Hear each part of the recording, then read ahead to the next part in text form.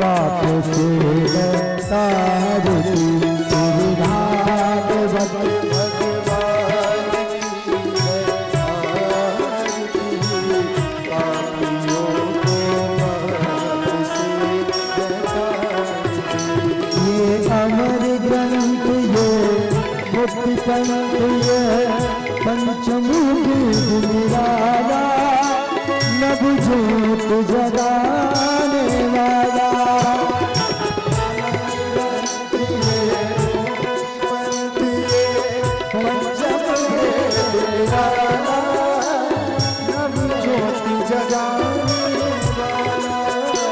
हरि नाम यही हरि ध्यान यही हरि नाम यही हरि ध्यान यही जब के मंगल की आरती पापियों को पाप से तारती तेरे भागवत भगवान की है आरती पापियों को पाप से तारती। शुभ भागवत भगवान की है आरती पापियों को पाप से तारती तेरे भागवत भगवान की है आरती। जीवन श्यामा श्यामा तेरे साथ जीवन श्यामा तेरे साथ जीवन श्यामा श्यामा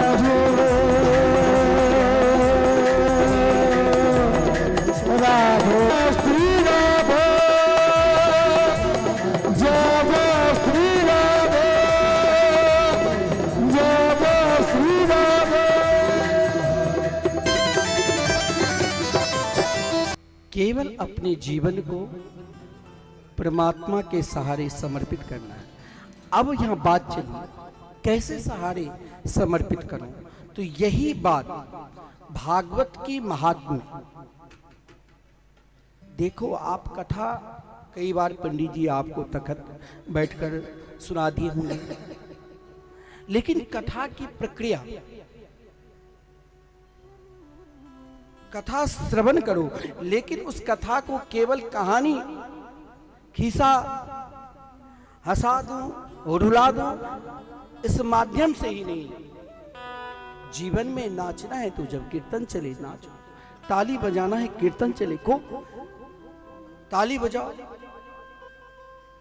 उस समय बिल्कुल शर्माना नहीं चाहिए। परंतु जीवन को परमात्मा में कैसे समर्पित करें, भागवत में व्यक्ति को समर्पित के लिए कई प्रकार के उदाहरण दिया, लेकिन महात्म्य में बड़ा सुंदर भाव हो गया। महात्म्य में से 6 अध्याय में ही जिसमें 3 प्रकार की कथा। प्रारंभ में महाराज परीक्षित की, द्वितीय कथा भक्ति ज्ञान और वैराग्य की, और तृतीय कथा धुंधकारी की चरित्र। लेकिन इन तीनों कथा में से हमें अपने जीवन में आज तक क्या लिया। यहां भागवत आपको दर्शाया है कि ऐसा नहीं है, जियो नहीं, जियो तो खुलकर जियो। 3 प्रकार की यहां जीने का महात्मा है। पहला, जीवन में जब सब कुछ भोग लो, किसी भी प्रकार की इच्छा ना रहे। आप कहोगे कि महाराज इच्छा अनंत है। हम मां जगदम्बा के पावन सानिध्य में द्वालक गांव में कोसी नदी के तट पर बैठे हैं, लेकिन ये जो मन है, ये जो इच्छा है, ये आकांक्षा है, कभी मन में होता है महाराज भागवत तो वही है, लेकिन ऐसे ऐसे कथावाचक है जो आपको महाराज करोड़ों खर्चा होगा। कथा भागवत है, लेकिन आपको जीवन को दर्शाता है। कभी मन यह भी करता है, कभी मन यह भी कहेगा क्यों खर्चा किया। और कभी मन ये भी कहेगा कि महाराज और रहते, जो कथा सुनने के लिए आवे सभी को भोजन करो। हमारे आश्रम मिथिला कुंज में 1.5 वर्ष तक लगातार अनिरुद्धाचार्य जी कथा करने आए, गौरी गोपाल सुने। लेकिन महाराज जब आए कुछ नहीं, आज महाराज संपूर्ण विश्व में नाम। तो कहने के तात्पर्य, पहले आप अपने आप को खोल दो, कुछ छुपाओ नहीं। आजकल क्या होता है, छुपाता है, छुपाने की तरीका है, छुपाओ नहीं। महाराज परीक्षित भागवत के प्रथम महात्म्य आप सोचोगे कि सब कुछ करके महाराज पृथ्वी, जहां सूर्य उद्याचल से अस्ताचल की ओर जाते हैं वहां तक उनकी राजधानी थी, शासन था, सब कुछ देख लिया। लेकिन अंत में सोचा एकमात्र हम भगवान के हैं, जब तक पूर्ण रूप से हम भगवान के नहीं हो जाएंगे तब तक वो कैसे दर्शन देंगे, कैसे कृपा करेंगे। क्योंकि उसी ने हमें जन्म दिया, उसी ने हमें पालन किया और उसी ने हमें अंत में अपने निकट बुलाएंगे। और यही 3 प्रक्रिया से भागवत के महात्म के प्रथम श्लोक में यही कहा कि वही सब कुछ किए हैं जिनके पास संपूर्ण शक्ति है। क्या? तु सच्चिदानंद रूपाय विश्वोत्पत्त्या दिहेतवे तापत्रय विनाशाय श्री कृष्णाय वयं नुमः। मैंने आपसे क्या कहा कि जीवन को 3 प्रकार के, एक महाराज परीक्षित सब कुछ से थक कर अब सोचा कि केवल भगवान ही हमारा है। दूसरे जीवन में ऐसा नहीं है, हम भक्ति नहीं करते कोई अपने महाराज वस्त्र से कि रोज नए नए वस्त्र पहनो, कोई सुंदरता के लिए, कोई धन के लिए, कोई भोजन के लिए, सब भक्ति करते हैं। लेकिन जीवन में भक्ति का सार यही है, जब हम संपूर्ण अपने जीवन को, जो मेरे अंदर ज्ञान है और जो मेरे अंदर त्याग है यानी वैराग्य है, उन सभी को एक धागा में पिरोकर और उस भक्ति को भगवान के चरणार बिंद में जिस दिन समर्पित कर देंगे उसी दिन भगवान आपको जीने की कला सिखाएंगे। और तीसरा पाप करने की है तो देख लेना, उस पाप को करते करते थक जाओगे, फिर भी जीवन में नहीं सुख मिलेगा और नहीं शांति मिलेगी, जैसे धुंधकारी। और अंत में मरकर जब प्रेत बना, सोचा कहीं तो सुख मिला ही नहीं, सुख तो जहां था उसे मैं भूल चुका है। भागवत याद दिला देते हैं कि तुम जिसे भूल चुके हो उस दिन, चाहे तुम प्रेत कौन है? अज्ञानी, जो अपने जीवन में सत्कर्म क्या ही नहीं, भगवान को माना ही नहीं, वही तो प्रेत है। क्या भूत प्रेत आपको जंगल में मिलेगा? ये जितने भी आप YouTube के माध्यम से, आजकल महाराज YouTube के माध्यम से बढ़िया अच्छाई भी है, आप घर बैठे कथा, द्वालक में कथा हो रही है और संपूर्ण भारत में आप कभी भी मिथिला कुंज YouTube चैनल के माध्यम से सुन सकते हैं। लेकिन इस YouTube माध्यम से आज हम लोग कहते हैं यूट्यूबर ये संत है। अगर वो खाना भी खाएगा तो पहले लोग देखे, माला हाथ में पकड़ेगा, वैसे कभी पकड़ने की जरूरत नहीं, लेकिन यूट्यूब पर नेत्र बंद करके जैसे एक वो हंस बुगला, क्या हंस बन सकता है कि मेरा तो महाराज फॉलोअर्स बढ़े और मुझे वहां भी उनकी एक ही इच्छा है, धन कमाना। आजकल आप देखोगे कि महाराज लगता है सारी दुनिया में भूत प्रेत ही आ गए। आप लोग कभी भी उन पर विश्वास न करना, कहीं भी कुछ भी। आप यदि एक बार सीताराम राधे श्याम भगवान के नाम उच्चारण कर लोगे तो भूत प्रेत की ताकत नहीं है जो आपके निकट भी आ जाए और आपके घर में किसी का कोई अनिष्ट कर सके। जहां हरि नाम संकीर्तन नहीं होता है, आप एक लोटा भगवान शिव पर जल चढ़ा दीजिए, आपके घर में कभी भी कोई तंत्र मंत्र नहीं कर सकता। ये मन का एक भय है। जैसे बड़े बड़े सेठ टैक्स के लिए भयभीत रहता है कि कहीं पकड़ा न जाऊं, वैसे मेरे अंदर एक भय है कि अरे अमुक व्यक्ति मेरे ऊपर लगता है कि तंत्र कर मंत्र कुछ नहीं कर पाएगा। लेकिन आपको अपने जीवन में एक कार्य करना पड़ेगा। क्या? आपको सीताराम राधे श्याम खाते पीते सोते जागते उठते बैठते किसी भी अवस्था में नहीं वहां नहाने की जरूरत है, नहीं आसन लगाने की जरूरत है, सोते हुए भी भगवान के नाम ले सकते। ये आप करोगे तो भूत प्रेत तंत्र मंत्र की जरूरत नहीं। आजकल पैसा दे देकर ये जो आप टीवी पर यूट्यूब पर देखते हो तो 2-4-500 उनकी महाराज एजेंट दलाल रहता है और वो दिखाता है कि लोग इससे गुमराह बने, प्रभावित बने।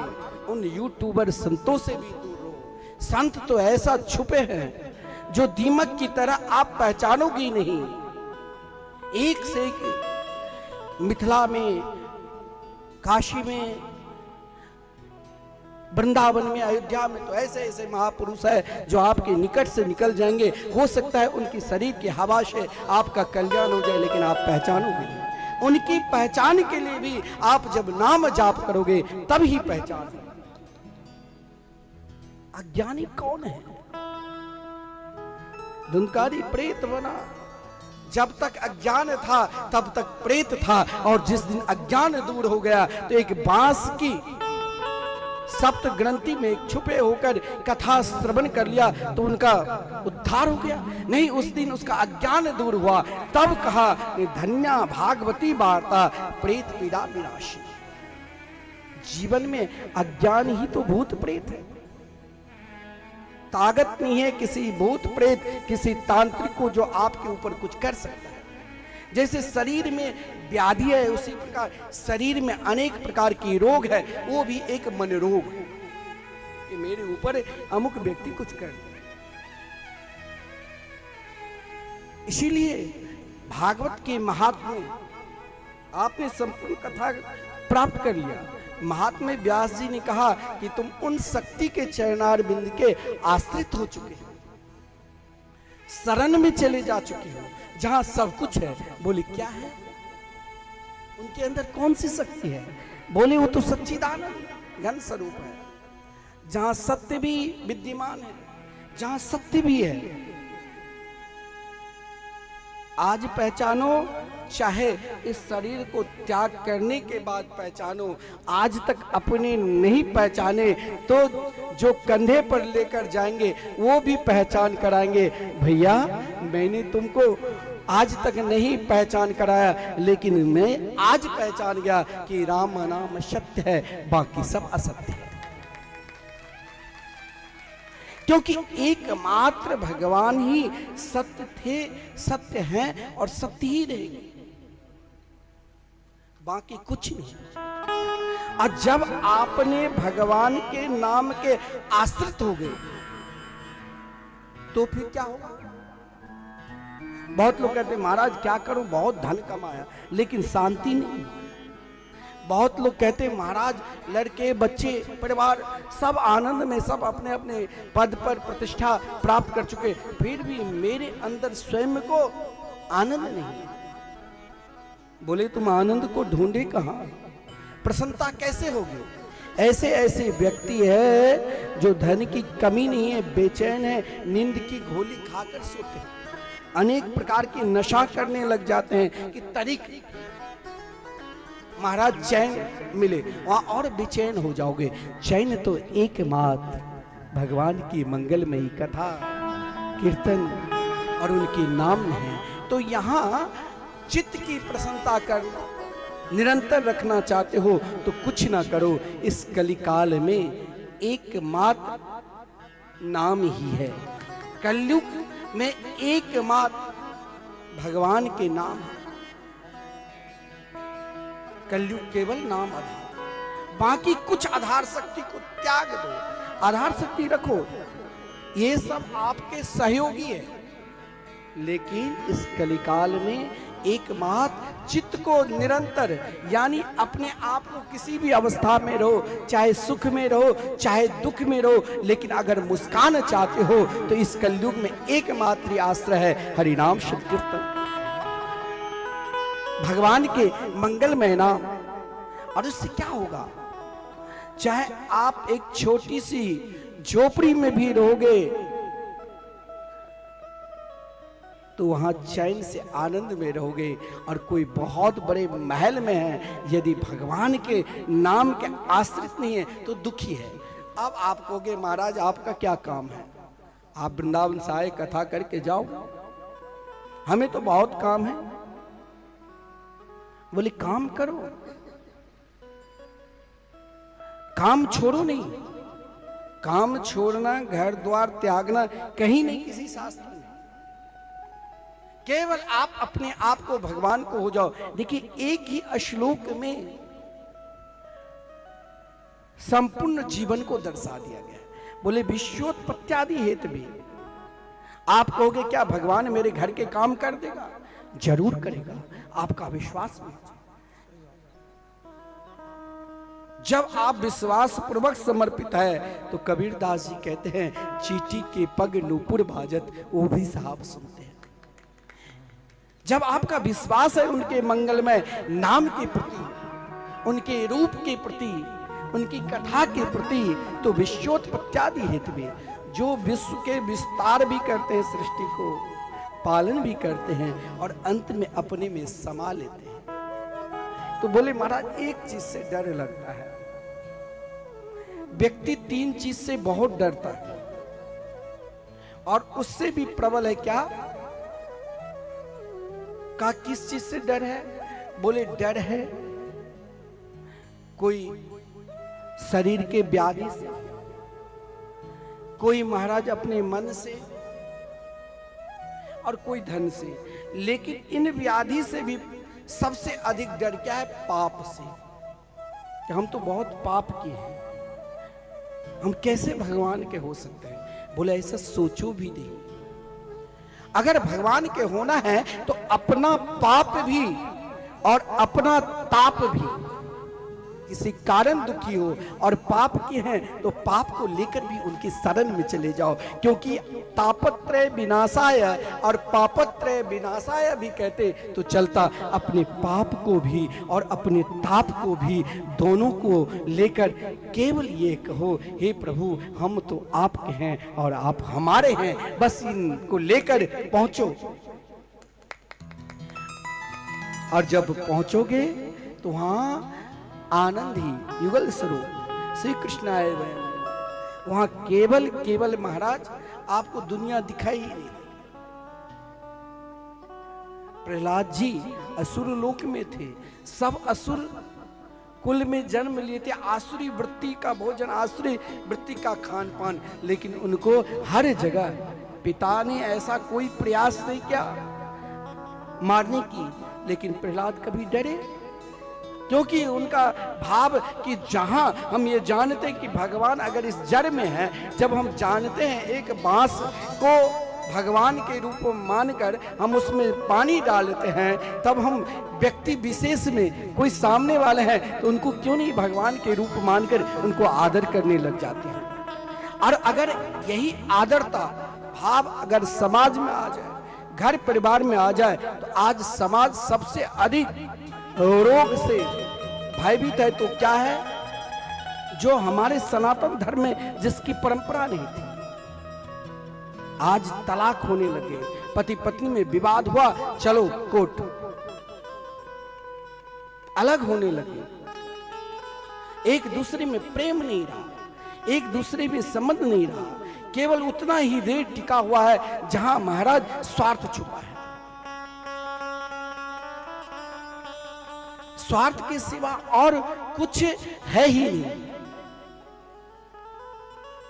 और ये प्रेम प्रकट करना है तो भगवान के होना। और भागवत में जो भी प्रश्न प्रारंभ में सूत शौनकादिक के ही प्रश्न है। शौनक जी ने सूत जी से यही प्रश्न किया कि व्यक्ति तो निरंतर अज्ञानावस्था में ही रहते, अगर यहाँ जनरेटर बंद हो जाए, प्रकाश बंद हो जाए तो अंधकार रहेगा, तो क्या हर हमेशा अंधकार ही रहेगा? बिल्कुल नहीं, वहां प्रकाश भी होगा। तो प्रकाश निरंतर है। एक प्रकाश दृष्टिहीन व्यक्ति के अंदर भी भगवान ने दृष्टि दे रखा है। आप कहोगे कि अंधे के पास दृष्टि क्या? अरे अंधे भी आपकी आहट से पहचान जाएंगे कि ये अमुक व्यक्ति आते हैं। पहले गांव में सूरदास भिक्षाटन करने के लिए जाया करता था तो पहचान जाते थे, वो नाम लेकर बोलते थे, क्योंकि भगवान ने दो प्रकार के प्रकाश दिया है। एक आपके हृदय में निरंतर प्रकाश है और एक बाहरी। और यही हृदय की प्रकाश की जागृत कैसे हो?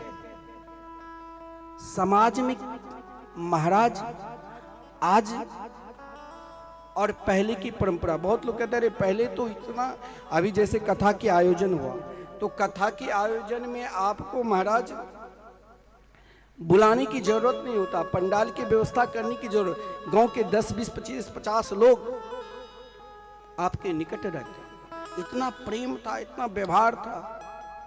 लेकिन अब आपको हर कार्य में मजदूर रखना पड़ेगा। क्यों? क्योंकि महाराज पहचान है परंतु उसके अंदर प्रकाश चला गया। हम पहचाने कि अमुक व्यक्ति है, लेकिन प्रकाश नहीं। इसको हमें आज जागृत करना है।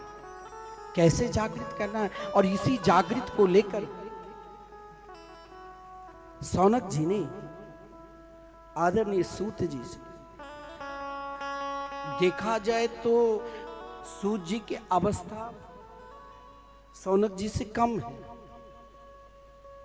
उनके निकट है निरंतर 88,000 ऋषि मुनि रहते थे, फिर भी उनके अंदर जो प्रकाश था, साधु संत महात्मा ज्ञानी अपने आप को अपने ज्ञान की बखान नहीं करेंगे, वो हर हमेशा लेना चाहते हैं। आप दर्शन किए होंगे, कोई महात्मा मिलते तो उनको साष्टांग प्रणाम करते हैं, और तभी होगा जब शौनक जी ने कहा अज्ञान ध्वांत विध्वंस कोटि सूर्य समप्रभ सूतख्याहि कथाशारं मम कर्णरसायनम्।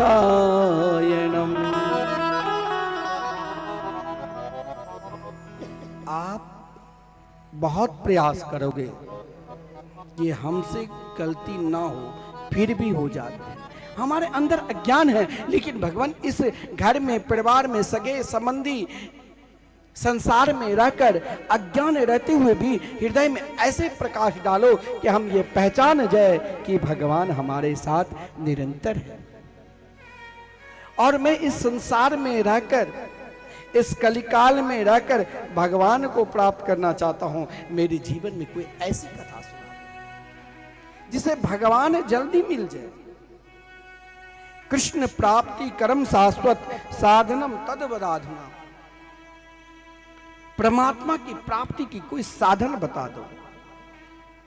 इसके लिए जब शौनक जी ने प्रश्न किया तो बोले देखिए, परमात्मा की प्राप्ति के लिए विश्वास चाहिए, एक धैर्य चाहिए। हमारे अंदर घबराहट हो जाता है कि हम किस देवी देवता को पूजन करें और किस देवी देवता के ना पूजन करें। घर में भी ऐसी समस्या हो जाती है कि इन देवता के पूजन करने से धन मिलेगा, इन देवता के पूजन करने से प्रतिष्ठा मिलेगी, इन देवता के पूजन करने से सुंदरता मिलेगा, इन देवता के पूजन से प्रभाव मिलेगा। लेकिन उसके लिए आपको हो सकता है कई जन्म लेना पड़े और कई जन्म लेकर मरना पड़े, फिर जन्म लेना पड़े, परंतु ये साधन भी है। ऐसा नहीं है जो ये साधन नहीं है। भागवत जी के 2 स्कंद में 4 तृतीय अध्याय में संपूर्ण किस देवी देवता की उपासना से क्या मिलती है, सब कुछ है, ये साधन है। लेकिन हमें भटकने की जरूरत नहीं, हमें एक ही साधे सबसे। परंतु इस साधना को प्राप्त करने के लिए कोई महात्मा के शरण में जाना पड़ेगा, कोई संत की शरण में जाना पड़ेगा, जो दुनिया की सब कुछ त्याग सकते हैं लेकिन परमात्मा के भजन नहीं त्याग सकते। चाहे कुछ हो जाए, आप अनेक साधना के लिए तांत्रिक बैठा है, बहुत सिद्धि, कोई भूत की सिद्धि, कोई प्रेत की सिद्धि, कोई जिन की सिद्धि, कोई पिचास की सिद्धि करके अपना अपना कार्य निकालता है, और आपको एक क्षण के लिए, शांति के लिए आपको लगता है कि इसके अंदर बहुत गुण हैं, लेकिन वो कुछ गुण नहीं है। वो एक सिद्धि के बदौलत, वो आसुरी विद्या के बदौलत आपके ज्ञान को अज्ञान में बदल देता है। लेकिन सौनक जी से सूत जी ने यही कहा कि साधना तो अनेक है, लेकिन आपके हृदय में जो कृष्ण प्राप्ति कर्म शाश्वत साधनम तद बदाधना, यह साधना के लिए और कुछ साधना हम दे ही नहीं सकते। मेरे पास भी रिद्धि है, मेरे पास भी सिद्धि है, अनेक सिद्धियां हैं, क्या चाहिए? बोले कुछ नहीं। जो सही में भगवान को चाहते हैं उसे दुनिया में कुछ चाहिए ही नहीं, उसे तो भगवान ही चाहिए। इसीलिए कहा गया है चिंता मणिर्लोक सुखम सुरद्रो स्वर्ग संपदम प्रेक्षति गुरु प्रीतो वैकुंठम योगी दुर्लभम। देखिए, आपको जीवन को भटकाने के लिए अनेक व्यक्ति मिल जाएंगे। स्वर्ग के कल्प वृक्ष के सुख भी प्राप्त करा सकते हैं, पारस मणि जैसे वस्तु भी, सिद्धियां भी दे सकते हैं।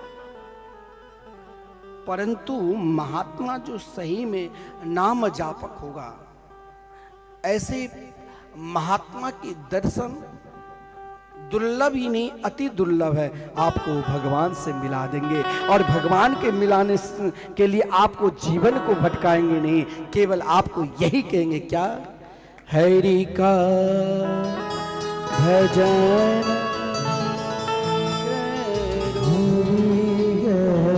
हमारा, हरि नाम लेने वाला, प्रभु नाम लेने वाला, जय श्री राम।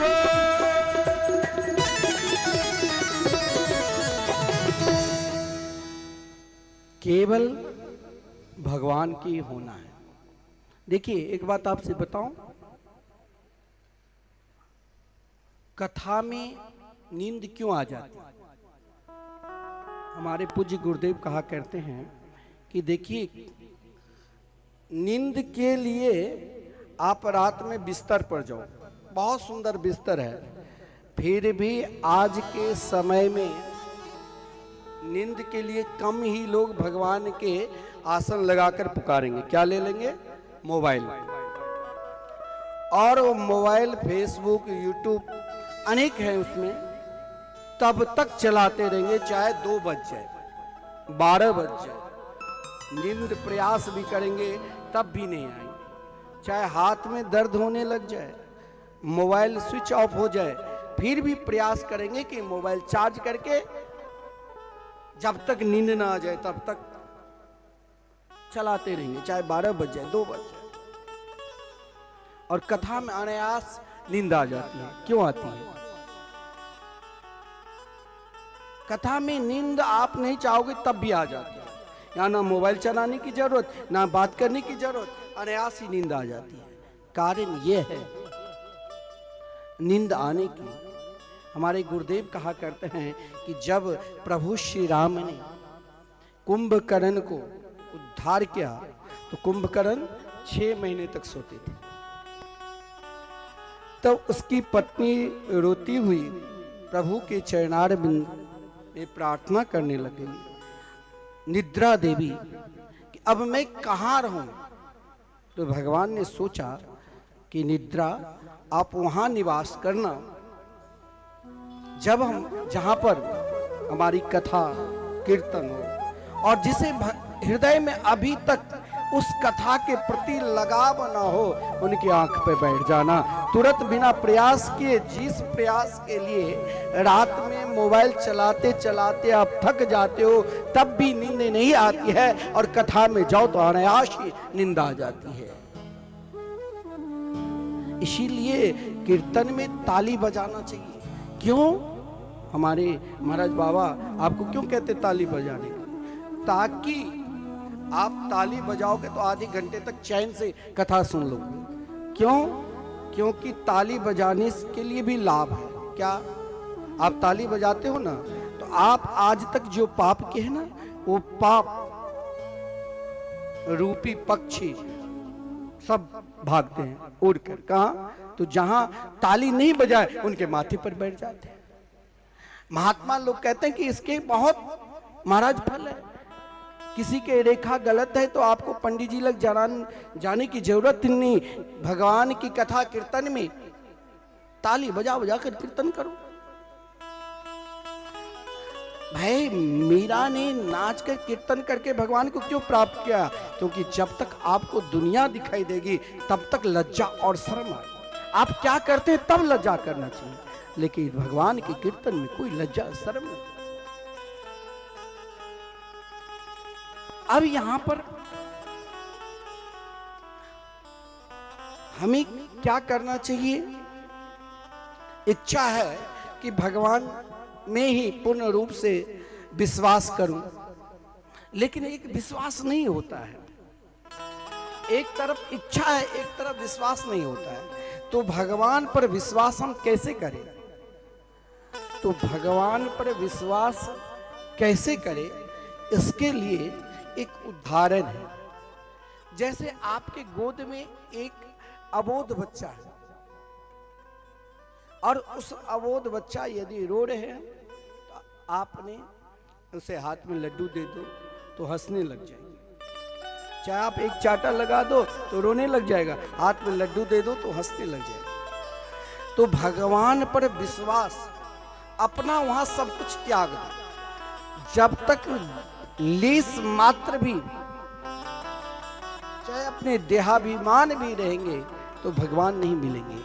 अगर आप चाहते हो कि निरंतर मुझे परमात्मा में विश्वास रहे, एक अबोध बच्चा जिस प्रकार अपने मां पर विश्वास करते हैं ना, उसी प्रकार हमें भी पूर्ण रूप से भगवान पर विश्वास करना चाहिए। बहुत लोग कहते हैं महाराज हमने तो सुना कि भजन से ही भगवान मिलते हैं, लेकिन भजन करने के तो समय होता है।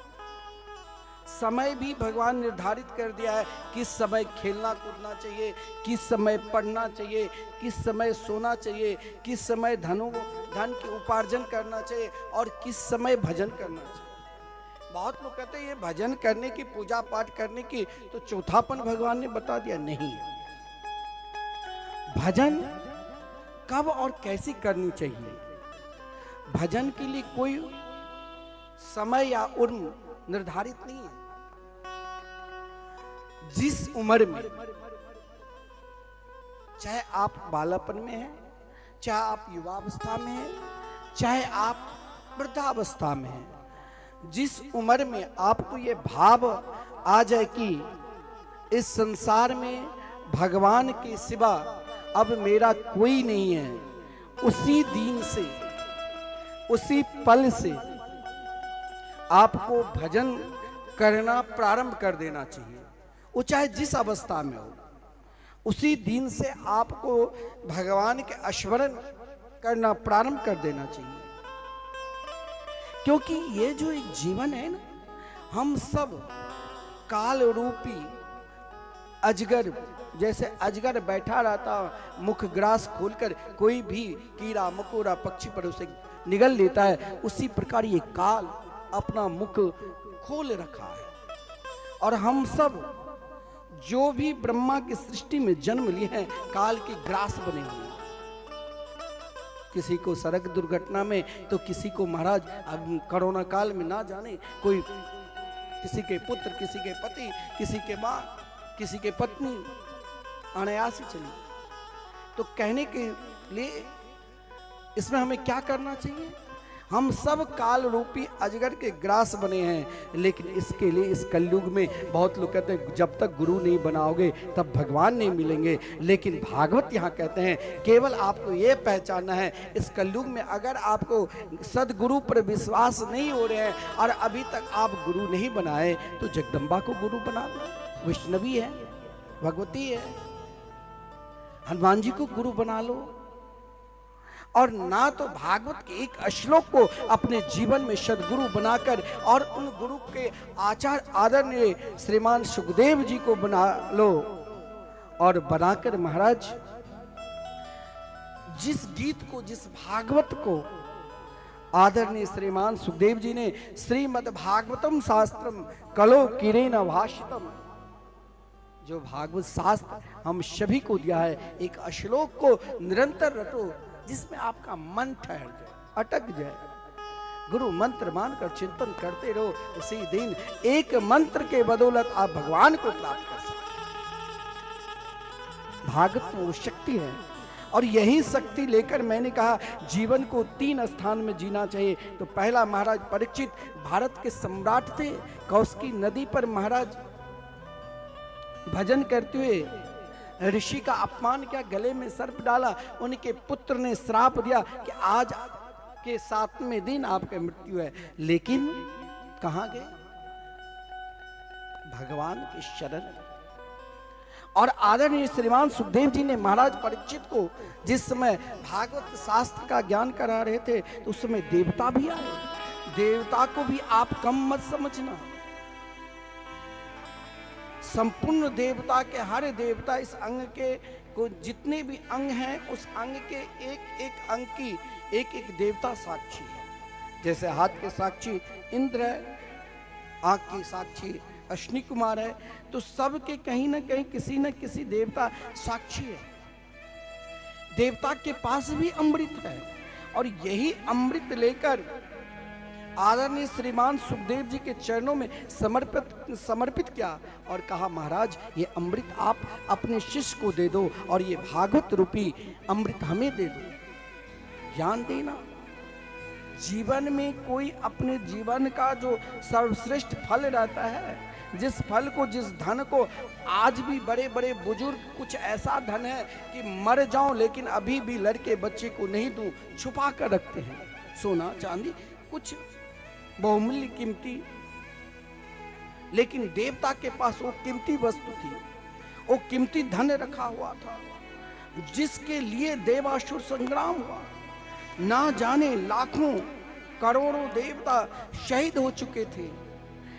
जिस अमृत के सुरक्षा के लिए स्वर्ग के आदि से भी देवता उस अमृत के सुरक्षा में लगा हुआ था। लेकिन आज महाराज परीक्षित जो ये भगवान के शरण में गए, सदगुरु के शरण में गए, देवता ने सोचा अब तो महाराज परीक्षित को वो अमृत मिलने वाले हैं जिस अमृत को पान करने से भगवती श्रुति कहती है न च पुनरावर्तते न च पुनरावर्तते यद गत्वा न निर्वर्तन्ते तद धाम परमं मम। जहां फिर महाराज इस विषय रूपी संसार में हमें अनेक प्रकार के कष्ट सहन करने के लिए नहीं आना पड़ेगा। उस बहुमूल्य कीमती वस्तु को देवता ने मात्र केवल भगवान के शरण में जिस दिन जाओगे ना, संपूर्ण देवता आपके जय जयकार करने लग जाएंगे और कहेंगे ओ अमीशाम किम कार्य शोभनम। ये व्यक्ति ऐसे कौन से तीर्थ में जाकर किस प्रकार साधना की है, किस प्रकार तपस्या की है, जो इस आज इस बालक गांव में अपने माता पिता की भगवान की कथा, केवल माता पिता की ही नहीं, संपूर्ण ग्रामवासी को भगवान की कथा श्रवण करा रहे हैं। उनकी धन्यवाद देवता देते हैं। मैं अपने मन से कुछ बोलता ही नहीं, जो शास्त्र में लिखा है, देवता कहते ओहो अमीशम किम कार्यशो। जिस अमृत के लिए ध्यान देना देवता ने अपने जीवन में समुद्र मंथन के द्वारा प्राप्त किया था, आज भगवान के शरण में महाराज परीक्षित आए और वो अमृत देने के लिए तैयार थे। लेकिन महाराज परीक्षित कोई ऐसा शिष्य नहीं था। एक शिष्य होता है धन हरने के लिए, एक शिष्य ऐसा होता है जिसे केवल भगवान चाहिए। तो महाराज परीक्षित ने अपने गुरुदेव से कहा, गुरुदेव स्वर्ग के अमृत पान करने से क्या मिलेगा? बहुत लोग नहीं कहते स्वर्गवास हो गए, बेचारा बहुत पुण्य किए हैं, लेकिन महात्मा लोग कभी नहीं कहते मैं स्वर्ग जाऊं। बोले देखो शिष्य, स्वर्ग के अमृत पान करोगे तो आपके पुण्य का क्षय हो। स्वर्ग में आप तब तक ही निवास करोगे जब तक आपका पुण्य है। चाहे महाराज याति जिसने अपने पुण्य की बदौलत देवराज इंद्र के आधे सिंहासन पर बैठ गया, देवराज इंद्र की पत्नी सची ने अपने गुरुदेव के पास जाकर कहा कि अब मैं कहाँ बैठूं? महाराज बृहस्पति ने कहा कि जाओ से कहना कौन से पुण्य के प्रताप से तुम यहाँ आए हो। कभी कभी अपने पुण्य की भी बार बार प्रशंसा मत करो। मैंने ये दान किया, आजकल दान के लिए तो महाराज मैंने ये कार्य किया, इतने लोगों को खिलाया, इससे भी बार बार गुणगान मत करो, उससे भी पुण्य का क्षय होता है। तो जब तक पुण्य रहेगा तब तक ही स्वर्ग में रहोगे। पुण्य समाप्त हुआ उसी दिन देवता आपको नीचे गिरा देंगे, पुनः जन्म लेना पड़ेगा। लेकिन भगवान के शरणागति को स्वीकार कर लोगे तो फिर वहां लौट कर नहीं आना पड़ता, वहां निरंतर आप सुख आनंद को प्राप्त करोगे। तो महाराज परीक्षित ने कहा हमें स्वर्ग के अमृत नहीं चाहिए, हमें भगवान की कथा चाहिए, जिस कथा को ब्रजांगना ब्रज की गोपी जब श्री कृष्ण अंतर्धान हो गए तब श्री कृष्ण से कहा कि मेरे जीवन अगर बचा हुआ है तो केवल आपकी कथा के लिए। और गान क्या गोपी गीत में क्या, तब कथामृतम तप्त जीवनम कभी भी दीरितम कल्मषापहम्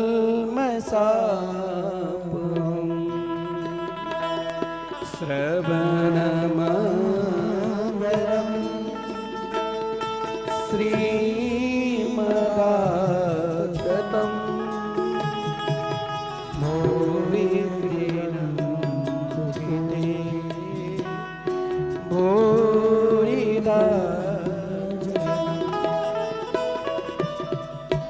जीवन जब अधिक दुखी हो जाए,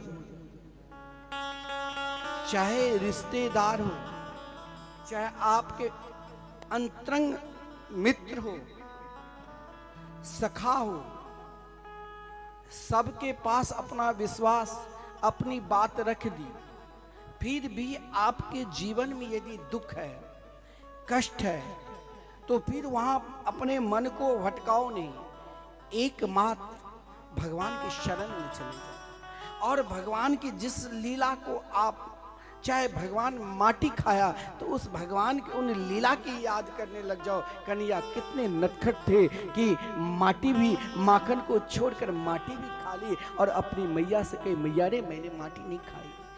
भगवान के उन लीलाओं को चिंतन करने लग जाओ कि भगवान गोपियों के घर में जाकर कैसे माखन चोरी।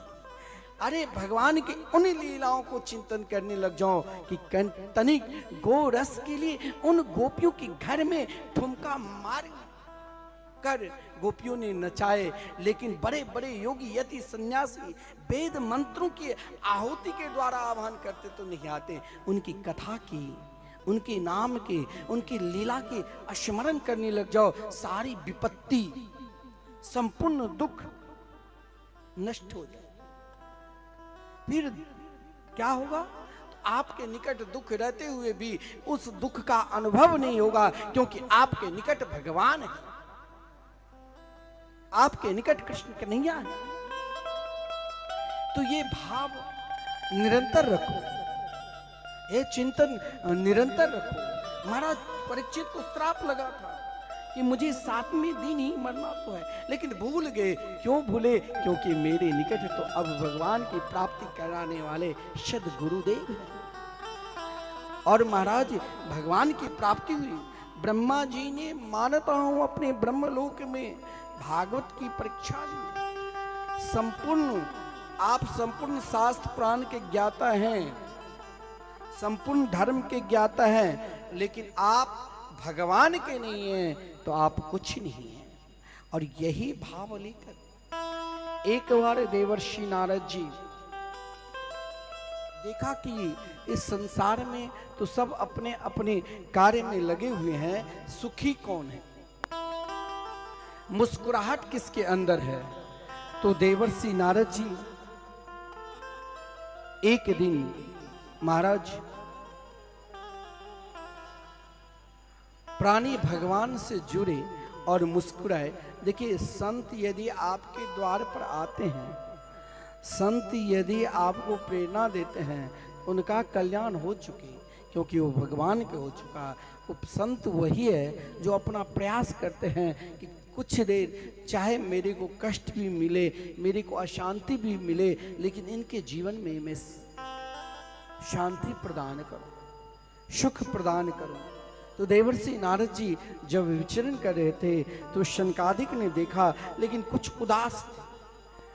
आप कहेंगे कि संत क्या चिंतातुर होते हैं, संत क्या उदास होते हैं? और यही उदासी लेकर प्रश्न भी किया, कथम ब्रह्मण दीन मुख कुतश्चिंता तुरो भवान् त्वरितं गम्यते कुत्र कुतश्चागमनं तव। चिंता दुख के 4 स्थान, और चारों में कहीं ना कहीं हम यदि उलझ गए हैं, हम यदि उसमें उलझे हैं, तो वहां चिंता और कष्ट होता है। पहला जो प्रश्न देवर्षि नारद जी से सनकादिक ने पूछा, उदास क्यों है, आपका मुख उदास, आप चिंतातुर, और इस प्रकार तेज गति से आप कहां से आ रहे हैं? आज कोई व्यक्ति के पास बहुत धन है और एकाएक धन नष्ट हो जाए, कोई व्यक्ति के पास बहुत बड़ी प्रतिष्ठा है, एकाएक प्रतिष्ठा नष्ट हो जाए, कोई व्यक्ति के पास बहुत बड़े प्रभावशाली है, एकाएक उनके प्रभाव समाप्त हो जाए, तो उनकी उदासी हो जाता है, क्या था और क्या हो गया। और यही उदासी के देखकर देवर्षि नारद जी जैसे महात्मा जीवन में, यदि नारद जी किसी के ऊपर, हमारे निम्बार संप्रदाय के आचार्य, बहुत लोग कहते हैं अरे तुम तो नारद हो, लेकिन उन मूर्ख को ये समझाना चाहिए, जिस दिन आप नारद हो जाओगे, आपके अंदर तो संपूर्ण अज्ञान नष्ट होकर आपको भगवान से मिला देंगे। ऐसे देवर्षि नारद जी असुर को भी अपना मानकर भगवान से मिला देते, और ऐसे महात्मा उदास हैं। अपने उदासी के कारण भी कहा, अगर आप भगवान के नहीं हैं तो आप तीर्थ स्थान चले जाओ, आपको कुछ नहीं सुख। में आज भी देखता हूँ, हमारे आश्रम में वृंदावन में जाते हैं, बहुत लोग सामने VIP ऐसे रूम बना है, नहीं मिला, अरे मुझे तो पहले बड़ा आनंद मिलता था, अब यहाँ वो व्यवस्था नहीं, भोजन में त्रुटि हुई तो वो व्यवस्था नहीं, रहने की व्यवस्था नहीं, बस उनके जीवन में बुराई है। जिस बुराई को नष्ट करने के लिए आप तीर्थ स्थान में गए और वहाँ भी आपको बुराई साधु संतों में, आश्रमों में दिखाई देता है, तो आपसे अधिक महापापी इस संसार में कोई नहीं हो सकता है। वृंदावन धाम जाकर, अयोध्या धाम जाकर, वहाँ भी आप अपने जीवन में बुराई लेते हो, तो आपसे अधिक पापी संसार में कोई हो सकता है? वहाँ अच्छाई लो, वहाँ तो आनंद है, वहां तो सुख है। और देवर्षि नारद जी ने कहा मैंने अपने जीवन में सब जगह गया, तीर्थ स्थान में गया, वहां भी कला, सब धन के लिए ही लद है। मैंने गृहस्थों के द्वार पर भी गया, वहां भी कला, मैंने संतों के द्वार पर भी गया, वहां भी आपस में विवाह। लेकिन मैंने जब वृंदावन धाम आया और जिस वृंदावन धाम में मैंने एक अलौकिक छवि को देखा, जहां मैंने कलयुग के देखा कि आ चुका है, कलयुग के अवगुण को देखता हुआ लोग कैसे भगवान से जुड़े। लेकिन जब मैंने वृंदावन में आया तो देखा यमुना जी की पवित्र दिव्य धारा बह रही है, जहां लता पता में भी श्री राधे नाम बिखर रहे हैं, जहां महाराज अज्ञानी से अज्ञानी व्यक्ति भी यदि चाहे कि मेरे हृदय से भगवान के नाम नहीं ले तो भी उसे राधे राधे कहना ही पड़ेगा, ऐसा भाव है। और उसी भाव को देखते हुए मैंने देखा एक सुंदरी, उनके बगल में दो वयोवृद्ध, लेकिन जब मैं देखा इस वृंदावन में सब मुस्कुरा रहे हैं। देखिए आज भी आप वृंदावन में भूखे नहीं रह सकते, जहां भी जाओगे अन्न क्षेत्र भोजन आपको बुला बुला कर खिलाएंगे। और वृंदावन में कोई दवा के लिए बीमारी से नहीं मर सकते हैं, क्योंकि अनेकों जगह महाराज औषधियां के लिए दवा, बड़े बड़े महाराज अस्पताल खुला हुआ है। ये राधा रानी की कृपा है कि आप वृंदावन धाम में ये कभी परीक्षा नहीं लेना कि आज हम भूखे रह गए। आप कहीं न कहीं आपको कोई ना कोई भोजन करा ही दे, यह है वृंदावन की प्रभाव। लेकिन देवर्षि नारद जी ने कहा कि अभी तक मेरे अंदर विचलित स्वयं था कि मैंने तीर्थ धर्म क्षेत्र कुरुक्षेत्र अनेक काशी गोदावरी अनेकों तीर्थ में भी गया, गृहस्थों के भी द्वार पर गया, और इतना ही नहीं संतों के द्वार पर भी गया। लेकिन वृंदावन में ये कौन सी माता है जो दुखी है? लेकिन वो कोई साधारण माता नहीं, वो साक्षात भक्ति देवी थी। और भक्ति देवी जब एक संत ही महाराज भगवान की भक्ति को जान सकते। देवर्षि नारद जी ने कहा कि है वही वो वृद्ध लेकिन मस्तक पर तेज है। देवर्षि नारद जी को देखकर जो देवी स्वयं अपने आप को महाराज जब परिचय दिया तो स्वयं देवर्षि नारद जी ने पूछा आप कौन हैं? तो कहा मैं भक्ति देवी। ये जिस ज्ञान को प्राप्त करने के लिए हम अनेक महाराज पहला क्लास से लेकर पीएचडी डिलीट करते हैं, और स्वयं वो ज्ञान के स्वरूप आज वही वृद्ध पड़ा हुआ, जिस वैराग त्याग के लिए हम चाहते हैं कि ये त्याग हो जाए विषय वासना, फिर भी हम वहां उस भोग में लगे हैं, कोई धन के लिए, कोई प्रतिष्ठा के लिए, कोई विद्या के लिए, लेकिन वो आज लेटे हुए हैं। और जिस भक्ति के प्राप्त के लिए भगवान की प्रतिज्ञा है कि मुक्तिम ददाति करहिचित भक्ति न स्म, भगवान मुक्ति प्रदान कर देते हैं लेकिन भक्ति नहीं। परंतु यहां महाराज भक्ति देवी देवर्षि नारद जी को देखकर कहा सही में आप संत बहुत दर्शन किए होंगे, लेकिन ऐसे संत को दर्शन कर लो जिस दिन संत को सही में दर्शन करोगे और उस दिन आपके हृदय में भगवान की भजन करने की इच्छा जग जाए और आपके हृदय में प्रसन्नता आ जाए, तो आप जाना समझ लेना कि आज मेरे अंदर के संपूर्ण पाप नष्ट हो गए।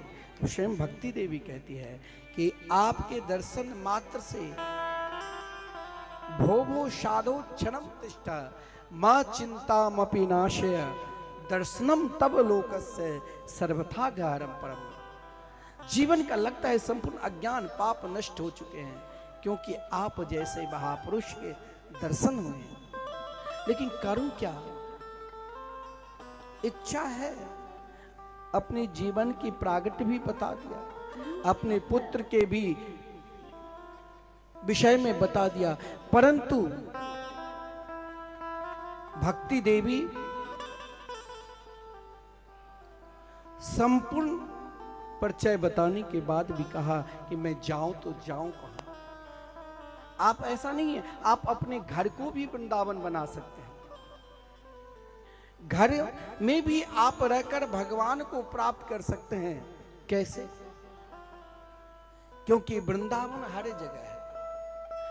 वृंदावन कहां है? तो जहां आपके हृदय में भगवान की भक्ति करने की इच्छा पूर्ण रूप से जागृत हो जाए। क्योंकि वृंदावन में यहाँ आप भजन करने से 3 घंटे आप सही होकर कथा में भी नहीं बैठ पाओगे, क्योंकि आपके अंदर अभी तक वहां तक उस स्तर तक नहीं गए। यही महाराज नाच गान आ जाए, बढ़िया ऑर्केस्ट्रा, तो महाराज यहाँ जगह नहीं बचा होगा।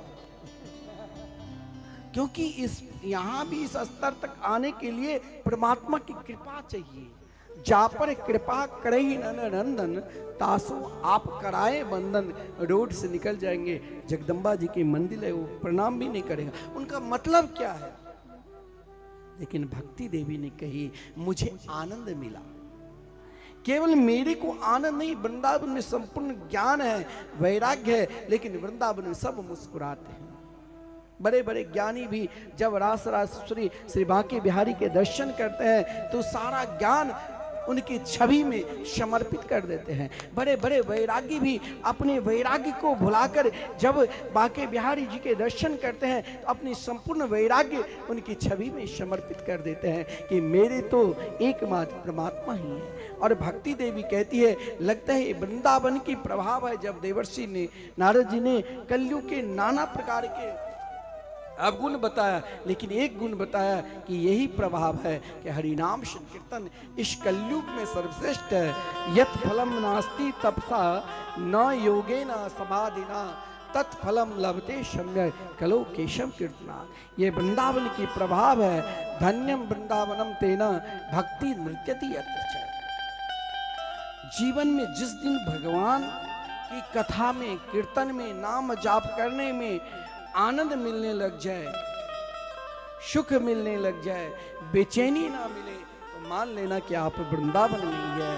और भाव यही करना और यही पुकारना कि हमें भी वृंदावन में ऐसा विरह उठे, ऐसा प्रेम जगे कि मैं भी एक दिन वृंदावन में जाकर श्री बांके बिहारी के दर्शन करूं, श्री राधा मोहन बिहारी के दर्शन करूं। और भाव ये जरूर उठाना चाहिए, एक दिन मैं भी वृंदावन जाऊं। वृंदावन जाऊंगी सखी वापस न आऊंगी।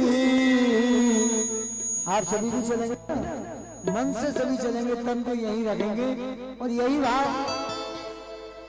श्री राधे। वृंदावन जाऊंगी सखी वापस न आऊंगी।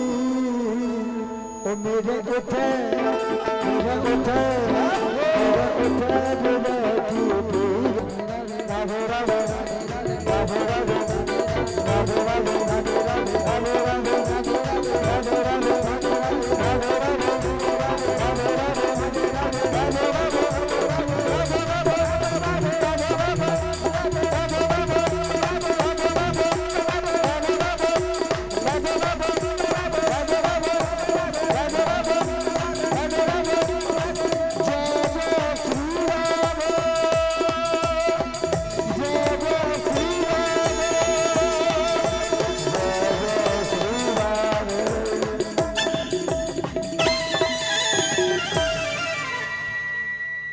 श्री वृंदावन बिहारी लाल की जय।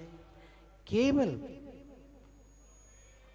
भगवान के उपासना, भगवान के चिंतन अपने जीवन में समर्पित करना होगा। क्योंकि कहा गया है श्री कृष्णम चरणाम भोजम अश्वनम दुखम गमिष्यति। जीवन जब अधिक दुखी हो जाए, एकमात्र भगवान की चिंतन करो। भक्ति, ज्ञान और वैरागी को प्राणी मात्र के हृदय में स्थापना के लिए आदरणीय शनकादिक ने भागवत कथा की महिमा हरिद्वार के पावन नगरी गंगा जी के तट पे कथा अमृत का रसास्वादन किया, जहां पर भक्ति, ज्ञान और वैराग्य कहाँ वचन दिया था वृंदावन और कहाँ भागवत कथा हुई, जहां पर तीनों आनंद में नाचते हुए उपस्थित हुए, लेकिन भक्ति कहाँ रहती है। भगवान की भक्ति के लिए ना धन की जरूरत, ना प्रभाव की जरूरत, ना धर्म की जरूरत, ना जाति की जरूरत। भक्ति कहाँ रहती है? भक्ति की प्रतिज्ञा है भगवान की। भगवान स्वयं कहा, इस संसार में सर्वश्रेष्ठ कौन है? इस समाज को तो हम लोग बांट रहे हैं। आजकल सरकार पहले केवल हिंदू मुस्लिम में रखा, पहले हम सब मानव, फिर हमारे देश के जो संविधान है उसमें सभी को महाराज हम सब मानव हैं, परंतु वोट के लिए, प्रभाव कम के लिए उसे बांटना प्रारंभ कर दिया हिंदू मुस्लिम में। फिर भी संतोष नहीं हुआ, अनेक जाति में, अब देखिए ना, जाति आधारित जनगणना के लिए सब लड़ रहे हैं, होना चाहिए, होना चाहिए। हम हिंदू हैं, हम सनातनी हैं, हमें क्यों बांट रहे हो? हमारी इच्छा है कि हम किसे उस पद पर बैठावे, लेकिन हमें मत बांटो। एक हमारा समय ही चल रहा है कि आपस में प्रेम भाव समाप्त हो रहे हैं, और इधर जिसे हम सरकार बनाकर संविधान की रक्षा के लिए बैठाते हैं, वो हमें ही बंटवारा कर देता है। आज शोभा यात्रा निकला, देखिए कितना प्रेम है, सभी धर्म, सभी जाति, मुस्लिम भी मदरसा की तरफ देखा, सब छोटे छोटे बच्चे कलश यात्रा को देखने में सम्मिलित हो गए।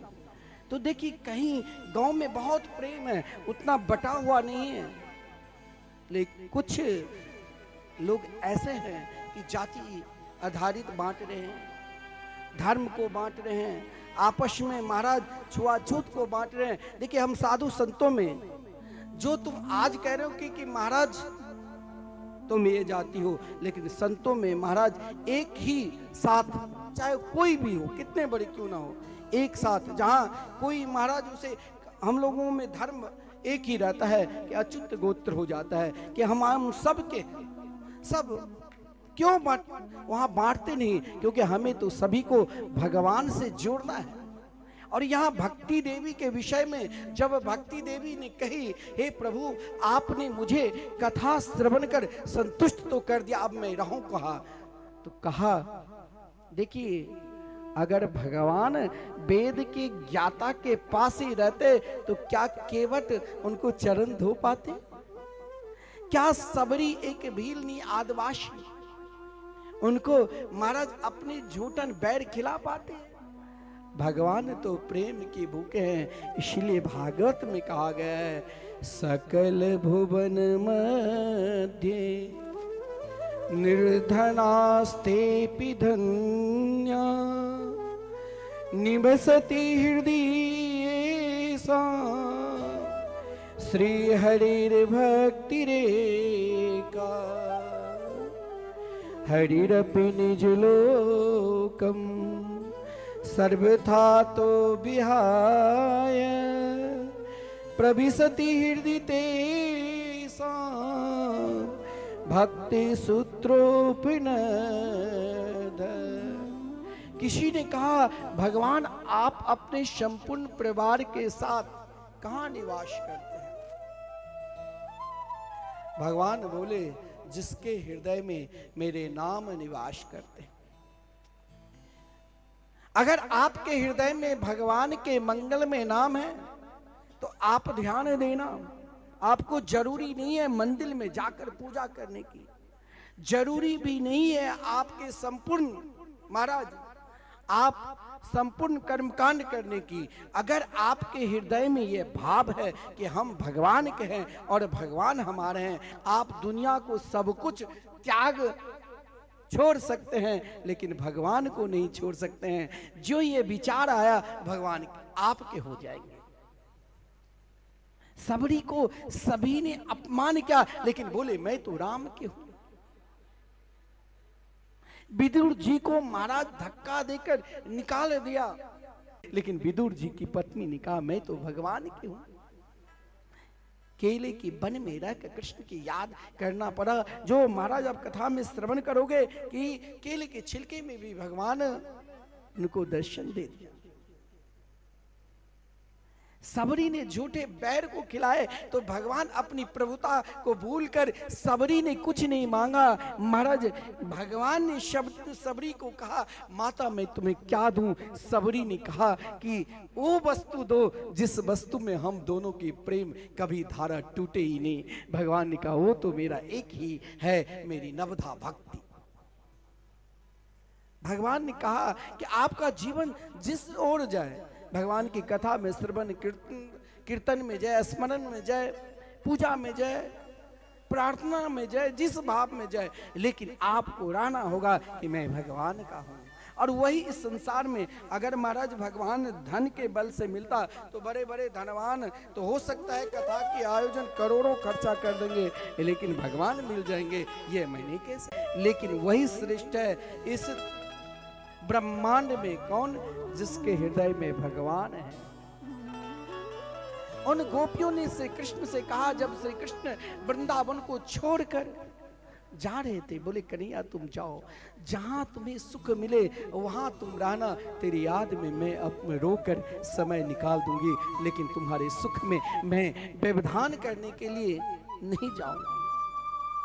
और उन गोपियों को लगा अगर उनकी आंख से एक क्षण पलक भी गिरते थे तो लगता था उनके लिए, मेरे लिए तो करोड़ों युग हो गया। त्रुटि युगायते, क्योंकि एक पल भी अपने जीवन में लगता था अगर वो गोद के दूध भी निकालती थी तो कृष्ण लगता था कृष्ण को ही मैं दुग्ध पान करा रही हूं। अगर वो कुआं में पानी भरने के लिए भी जाती तो उसे लगता कि मेरे साथ मेरे कृष्ण है। और कभी कभी तो अपने बाल्टीन को छोड़कर बच्चे को ही बांध देती, फिर कृष्ण आकर मनाते थे। यह चिंतन होना चाहिए। और वही इस संसार में श्रेष्ठ है। सकल सकल भुवन मध्य निर्धनास्तेपि धन्या, जिसके हृदय में भगवान की निवास है। तो भगवान क्या करते हैं, अपने निज धाम गोलोक धाम छोड़कर आप चाहे इस द्वालक गांव में हैं, वहां भी मेरे कन्हैया दौड़े चले आते हैं। वो केवल उसे आप जगन्नाथ ही मत मानो, वो पशुपति नाथ है। आपकी बुद्धि चाहे पशु की तरह भी है, लेकिन आपके अंदर देहाभिमान नहीं है। देखिए देह का अभिमान व्यक्ति के अंदर, बड़े बड़े ज्ञानी के अंदर, बड़े बड़े वक्ताओं के अंदर, बड़े बड़े संतों के अंदर भी आप उनसे मिलने के लिए जाओ तो उनके शिष्य कहेंगे, चाहे वो घर में बैठा ही है, शिष्य कहेंगे अभी नहीं मिलेंगे। वो चाहे टीवी देखते होंगे या कोई अन्य कार्य करते होंगे, लेकिन संत तो ऐसे सरल है। हमारे पूज्य गुरुदेव लग जाओ, जिनके रोम और रोम से भगवान के नाम निकलते हैं और इतने सहज है जो आप वो एक साधारण महाराज आप पहचानेंगे नहीं कि ऐसे महापुरुष हैं। वो यूट्यूबर संत नहीं है, वो अपनी पहचान आपको नहीं दिलाएंगे कि मैं संत हूँ, मैं भजनानंदी हूँ। वो तो गांव की एक जहां पर महाराज सब पहुंच भी नहीं पाते, जहां जैसे हम यहाँ आए ना तो रास्ता विकट है, लेकिन यहाँ कितने आनंद है। उन विकट रास्ता को तो सामना करना ही पड़ेगा, तभी तो परमात्मा मिलेंगे, संत तब ही मिलेंगे। संत के द्वार संत वही है जिनके द्वार निरंतर खुला है, वहाँ रोक नहीं है।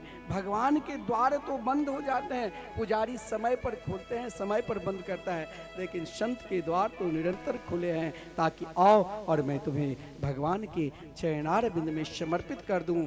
और ऐसे ही प्राणी चाहे वो किसी भी भेष में, वही तो आपको भगवान से, और वही सर्वश्रेष्ठ है। और भगवान भी अपने निज धाम को छोड़कर भक्ति ज्ञान वैरागी के साथ सदा उन संतों के पास रहते हैं। संत अपने प्रेम रूपी डोरी से उन्हें बांध कर रखते हैं। देखिए, केवल आप ये मत सोचना, अब मैं ये दूसरा जीवन के दो घड़ी बता दिया। एक जीवन में जब सब कुछ लगे कि अब मैं शून्य हो चुका हूं, तो भगवान के शरण में चले जाओ। जैसे महाराज परीक्षित, सब कुछ भोगने के बाद भी उन इच्छा को त्याग कर एकमात्र भगवान पर विश्वास करो। दूसरा कि हमें भगवान की पूजा में स्वयं मेरे अंदर अज्ञान है, वो ज्ञान कैसे आवे, त्याग कैसे मिले। एक कोई हमारे घर के मानो एक कोई फसल भी काट लेता है तो उसे हम लड़ने के लिए चले जाते हैं, तो हमें त्याग कैसे होगा? ना हो, लेकिन अपने जीवन में भगवान की ओर बढ़ते चलो। जैसे भक्ति ज्ञान और वैराग अपने जीवन को भगवान में दिखा दिया कैसे समर्पित करना चाहिए, तो वहाँ चाहे कोई भी प्राणी हो, हर हमेशा आप मुस्कुराते रहोगे। अब यहाँ एक हुआ कि महाराज कभी कभी क्या होता है, माता पिता बहुत धन अर्ज दिया, पुत्र ऐसा भी है कि एक पुत्र ऐसा संतान होती है जो कुछ नहीं है, डाल देते हैं, और एक ऐसा भी है सब कुछ नष्ट कर देते हैं। क्यों? क्योंकि उसके अंदर अभिमान हो जाता है कि परमात्मा की सत्ता कहीं है ही नहीं, ये एक कहानी है। बहुत लोग कहते हैं ना ये मनुवादी है। अरे मूर्ख, तुम भी तो मानव हो, तो ये कहां से मनुवाद? हम सब तो भगवान की संतान हैं, हम सब तो ब्रह्मा की सृष्टि में जन्म लिए हैं, और जब ब्रह्मा ही तो महाराज मानव यानी मनु महाराज की प्रकट की, अब तुम क्यों बांट रहे हो?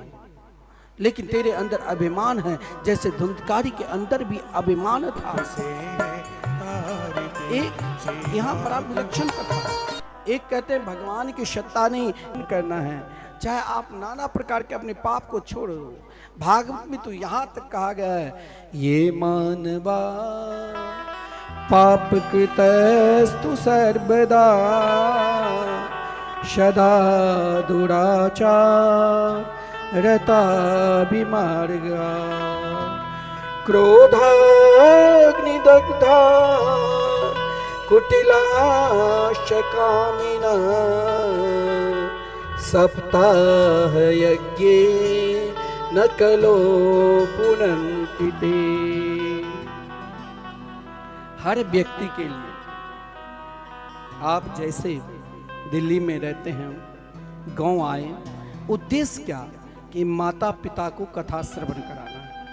सारी व्यवस्था करनी पड़ी। इस आयोजन में संपूर्ण ग्रामवासी सम्मिलित हो, प्रयास करना पड़ा। एक दिन की प्रयास नहीं है, वर्षों की प्रयास है, वर्षों की इच्छा है।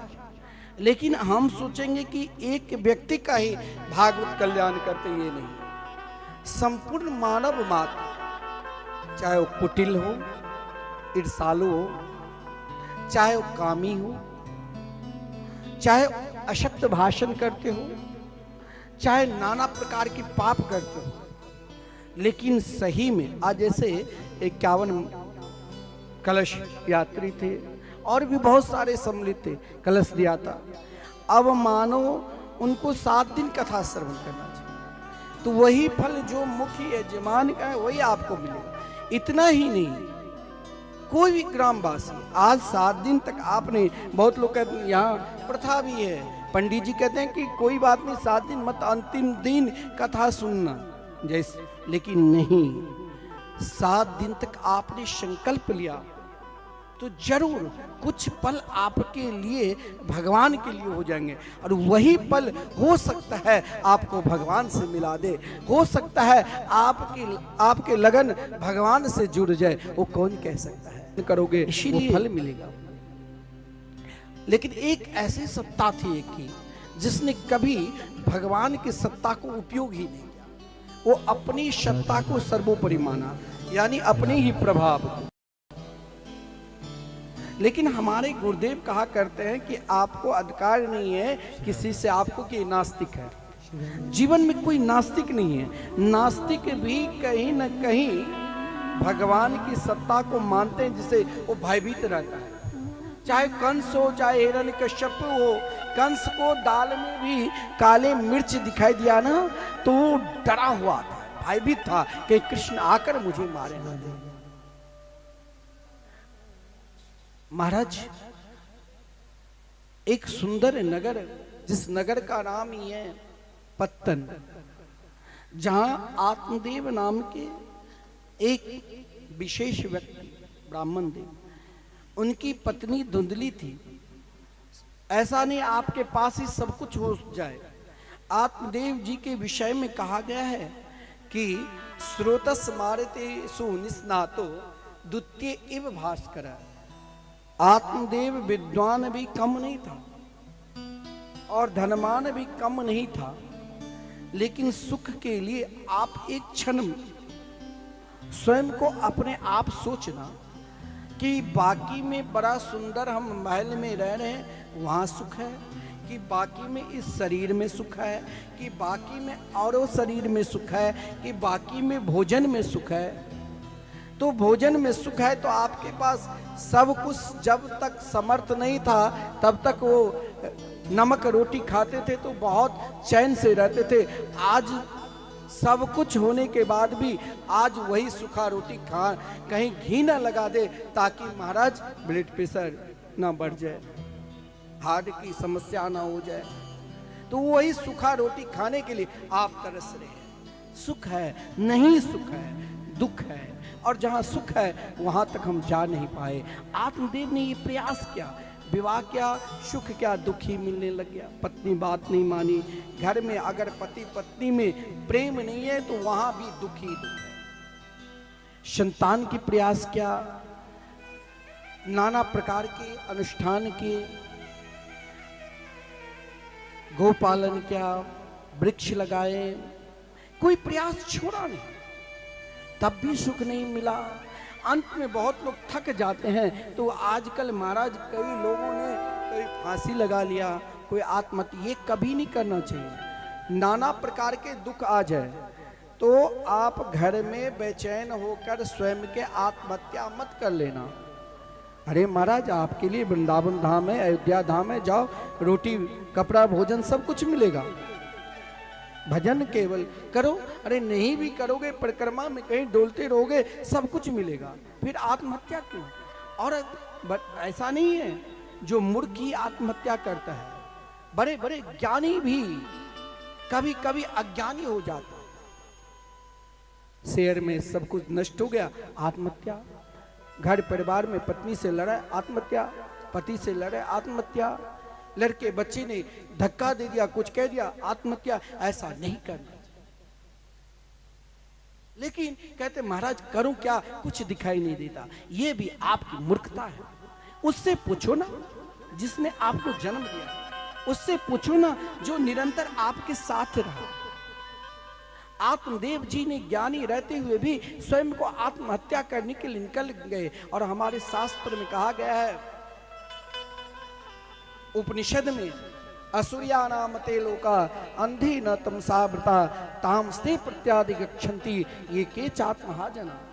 जो आत्महत्या करता है ना, करोड़ों वर्ष तक नरक लोक में असुरी अंधकार ही अंधकार जा भरा, और वहां महाराज करोड़ों भक्त वर्ष तक भूख प्यास तरसते हुए वहां भटकना पड़ेगा। क्योंकि शरीर ये तो स्थूल शरीर है, इसके अंदर वो मेमोरी कार्ड है जिससे आपको पाप भी भोगना पड़ेगा और पुण्य का भी आनंद लेना होगा।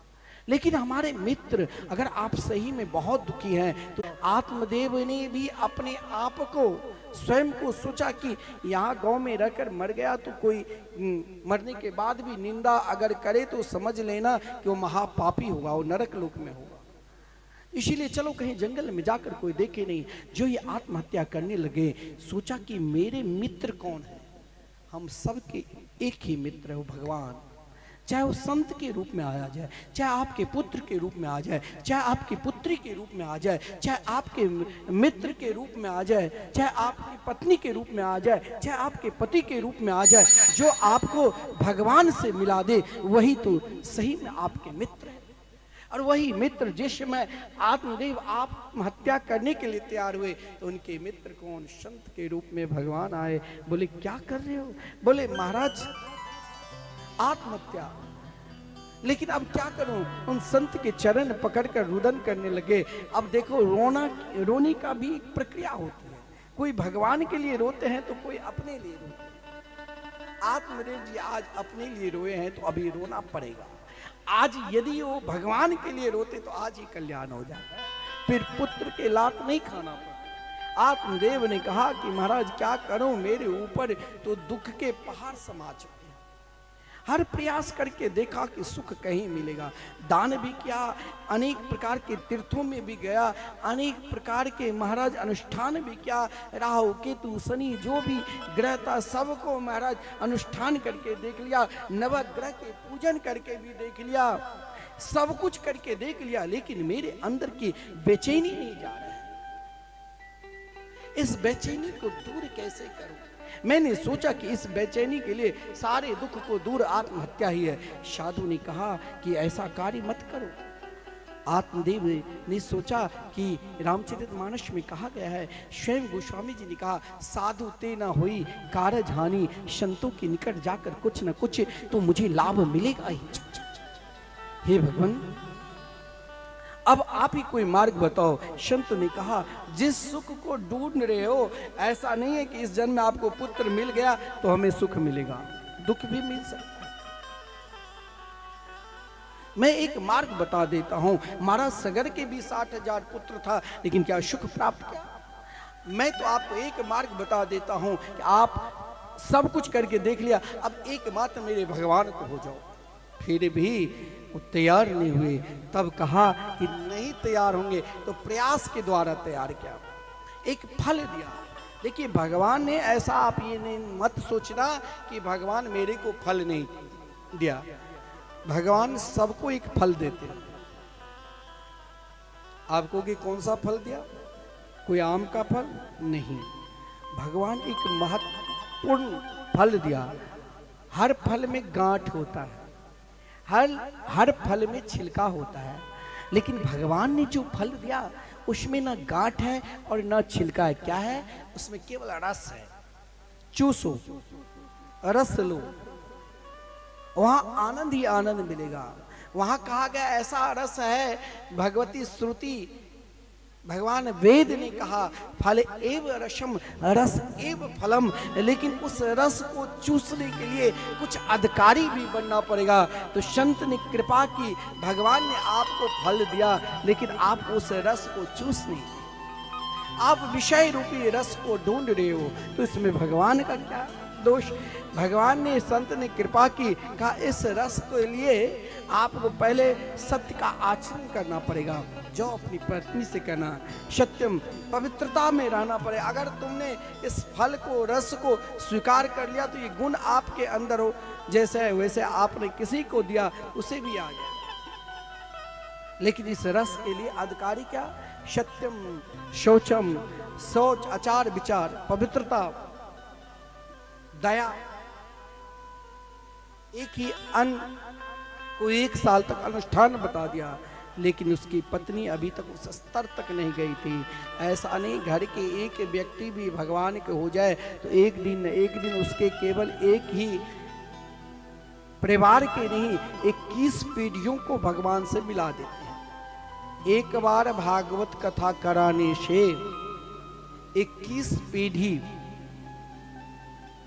आपके 7 पिता, 7 माता के कुल और 7 ससुर के कुल, 21 पीढ़ियों को कल्याण हो जाते हैं कि उनके वंश में कोई न कोई तो भगवान के हुए। लेकिन इसके लिए हमें एकमात्र विश्वास। लेकिन धुंधली के अंदर, धुंधली कौन है? जिसके अंदर द्विधा बुद्धि है। जैसे अभी ठंड के मौसम आने वाले, वहाँ सा सुबह में आज भी गाड़ी से निकलो तो कुछ दिखाई नहीं देगा, कहीं कहीं जहाँ मकान नहीं हो, द्वंद रहता है, पता ही नहीं चलता है कि रात है कि दिन है। वहाँ सा तो बुद्धि जो होती है ना, वो दुधा, क्या करूं क्या नहीं करूं, कथा में समय हो चुका है,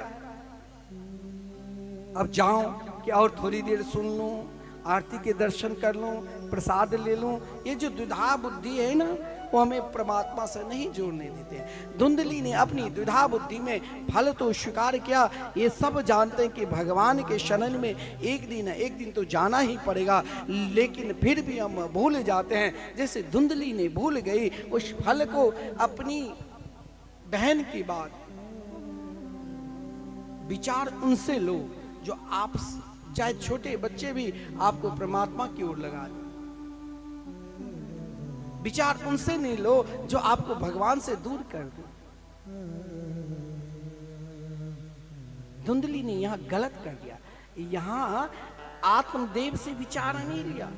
आत्मदेव जी तो अपने कार्य में लग गए, धुंधली ने अपनी बहन से विचार ली। बहन ने कहा कि बहन का चिंता क्यों कर रही हो, तेरी दृष्टि में का मेरी दृष्टि में बन गया विधवा, यही नारी को मैं श्रेष्ठ मानता हूं। क्योंकि बहन ने कहा ये फल, ये जो बंध्या गौ है उसे खिला दो, और मेरे घर में 3 संतान है, चौथे वो पुत्र होने वाले हैं, आप इसे स्वीकार कर लो। आत्मदेव जी ने पूछा फल खा लिया? बोले मैंने फल खा लिया। देखिए हर बात में ऐसा नहीं है कि सब राजा हरिश्चंद्र भी हो जाए। असत्य बोलो, लेकिन असत्य हमें किस कार्य के लिए बोल रहे हैं? भागवत में वर्णन है कि धन की रक्षा के लिए असत्य बोलना पाप नहीं है। किसी की बेटी की शादी नहीं होती है, वहां असत्य बोलने से पाप नहीं है। किसी के संकट के समय उसे फांसी होने में आपके असत्य बोलने से पाप नहीं है। हंसी मजाक में भी असत्य निकल जाता है, लेकिन जानबूझकर आप दिन रात वही फैक्ट्री खोल लो तो पाप ही पाप है। यहां का वैसे नहीं बोलना चाहिए, लेकिन यहां बोल दिया मैंने फल खा ली। आत्मदेव मान गए कि फल खा ली हो। कुछ ही दिन के बाद संत के वचन असत ने गौ से भी संतान हुई। गौ और धुंधली की बहन से जो संतान हुई, पुत्र हुआ, और वो अपनी बहन को दिया। पति ने सोचा कि आज मेरे घर में पुत्र हुआ, खूब उत्सव मनाए, बधाई दी। लेकिन गौ से भी पता लगा कि एक संतान हुआ कर्ण गौ की तरह, तो धुंधली के नाम, अपने पुत्र का नाम अपने नाम के अनुसार धुंधकारी रखा, और गोकर्ण का नाम कर्ण आत्मदेव अपनी विद्वता के द्वारा क्या, गौ के समान कर्ण होने के कारण गोकर्ण। अब आप कहेंगे कि एक माता पिता से 4 संतान हैं, एक डाकू बन जाते हैं, एक बहुत बड़े IAS ऑफिसर हो जाते हैं, इसमें माता पिता की दोष मत देना। क्योंकि कहा गया है दूशीलो मातृ दोषे न, पितृ दोषे न मूर्खता, कार्य पुण्यम वंश दोषे न, आत्म दोषा दरिद्र। दुशील संतान हो जाए तो माता की दोष है, हर हमेशा तो पिता नहीं देखेंगे, और मूर्ख हो जाए तो पिता की दोष है, और कायर हो जाए तो वंश की दोष है। लेकिन अपना कल्याण स्वयं नहीं सोच रहे हैं तो उसमें किसी के ऊपर दोषारोपण मत करना, आत्म दोषा दरिद्र। यहां धुंधकारी बना, इसमें धुंधकारी का अपना दोष है। क्यों? एक दोष व्यक्ति के अंदर कब आता है? जब वो जानता है कि महाराज मेरे घर में बहुत धन दौलत है, मेरे पिता की बहुत प्रभाव है, कमी नहीं है, तो उसके अंदर एक दरिद्रता, असंतोष भाव। दरिद्र कौन है? जिसके अंदर संतोष नहीं, असंतोष भाव। धुंधकारी के अंदर बालापन से ही असंतोष भाव था, जिस कारण वो गलत मार्ग पर जाने लगे, छोटे छोटे बच्चे को अपमान करने लग गया, मारने लग गया, किसी के घर में आग लगा दिया, दुर्दांत टाइप के हो गए, दुर्दांत की तरह। ये प्रभाव है संगत से, क्योंकि दुष्ट के संग करोगे तो दुष्ट बनोगे, सज्जन के संग करोगे तो सज्जन बनोगे। इसीलिए दुष्ट संबंध जोड़े तो भी मत जोड़ो, और सज्जन संबंध तोड़े तो भी मत तोड़ो, उनके निकट जाओ। गोकर्ण ने महापुरुषों की संख्या तो परम भागवत स्वरूप हुए, आत्मदेव ने दुष्ट की संख्या, जिस कारण माता पिता के अपमान करने लगे। आजकल पहले, अब आप टीवी चैनल के माध्यम से वृद्धाश्रम में दान भी देते हो, क्योंकि आपके अंदर अज्ञान आ चुका कि आज मैं इस वृद्धाश्रम में दान दूं तो हो सकता है कल मैं भी अपनी माता पिता को इस वृद्धाश्रम में भेजूं। ऐसा क्यों सोच रहे हो? पहले उतना वृद्धाश्रम नहीं था। आजकल देखो हमारा शहर में तो लोग माता पिता को घर से निकाल देते हैं। क्यों? चाहे 2-4-10 लाख देना पड़े, देकर अपने आप को मुक्त होना चाहते हैं। अरे तुम एक मंदिर में तो आरती पूजा भोग लगा रहे हो, और घर में जो माता पिता तुमको भगवान के रूप में जिसने जन्म दिया उसे धक्का मार रहे हो, उसे अपमान कर रहे हो। तुम वृद्धाश्रम रूपी मंदिर बनाकर उसे भेज रहे हो, जिसने तुम्हें अपने कोख रूपी मंदिर में पाला, जिसने स्वयं अपने आप को नहीं खाकर अपनी संतान को खिलाया, जिसने तुमको इतने बड़े बनाया, जिसने तुमको समाज में प्रतिष्ठा दी, प्रभाव दिया, और तुम इतने निकम्मा हो गए जो अपने माता पिता को वृद्धाश्रम में अपमान करते हो, रोटी देने में भी संकोच करते हो। यही व्यक्ति तो धुंधकारी है, चाहे उनके प्रभाव समाज में खूब हो जाए, लेकिन जो माता पिता को धक्का दे, जो माता पिता को अपमान करे, जो माता पिता को तिरस्कार करी, वही तो धुंधकारी है। धुंधकारी और क्या क्या, पहले अपनी माँ को मारा, फिर पिता को मारने लगे, गलत व्यक्ति से, दुष्ट के संग, वेश्या के संग कर लिया, और महाराज मदिरा पान करने लगे, जुआ खेलने लगे, स्वयं अपने आप में नहीं रहा। ऐसा भी व्यक्ति है जो धन के मद में स्वयं को भूल जाता है। जैसे धुंधकारी ने सोचा मेरे पिता के पास धन भी है और प्रभाव भी है, उन दोनों को नष्ट करने लगे। क्यों? क्योंकि सोचा अगर सब कुछ नष्ट करने का समय आपका निकट, चाहे आप बहुत बड़े प्रभावशाली है, बहुत बड़े धन है, समाज में प्रतिष्ठा है, लेकिन नष्ट करने के रास्ता अगर आपको पहचान करना है तो माता पिता को लात मारने लग जाओ, माता पिता को अपमान करने लग जाए। हो सकता है पूर्व जन्म के प्रभाव से आपके पास धन आप तक सीमित रहे, लेकिन ये मान लेना एक दिन सब कुछ नष्ट होकर बर्बाद हो जाएगा, क्योंकि आपने अपने घर के जो भगवान हैं उसे अपमान किया, लात मारा। जैसे धुंधकारी ने लात मारना प्रारंभ कर दी। आज नहीं देखा कि मेरे पिता ज्ञानी हैं।